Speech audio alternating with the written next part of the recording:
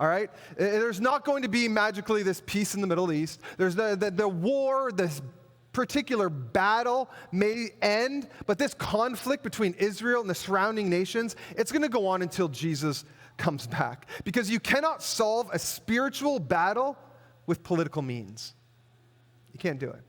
This is a spiritual war. And so on October the 7th, we saw Hamas invade Israel and murder innocent women, children, babies, and elderly. Hamas are the descendants of Ishmael, just like the Jews are the descendants of Isaac. We saw terrorists go in the name of Allah, doing terrible, demonic things to women, children, and the elderly.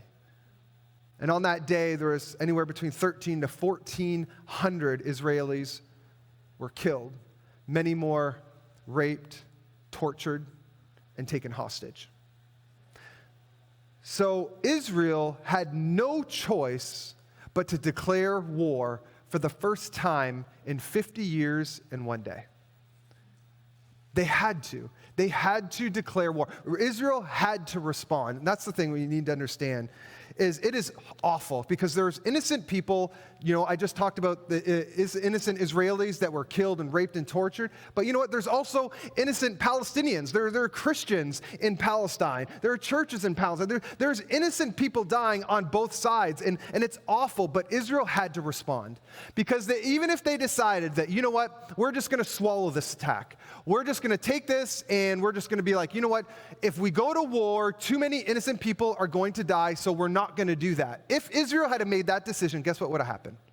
Hamas's attacks would have just increased and they would have been relentless. But not only that, Syria, Iran, who was probably funding and kind of pulling the puppet strings behind Hamas in the first place, they would have been emboldened and begin to attack Israel. So Israel had absolutely no choice but to respond, to defend their country. And this is what we need to know, is there's never going to be peace there. Yes, we need to pray for peace. We need to pray for the protection. There may be temporary seasons of quiet or ceasefire, but remember, there's no political solution to a spiritual war until one day.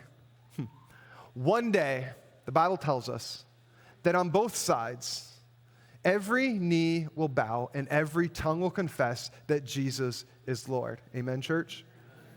And it's also important to know that Israel is fighting a just war. They didn't ask for this attack.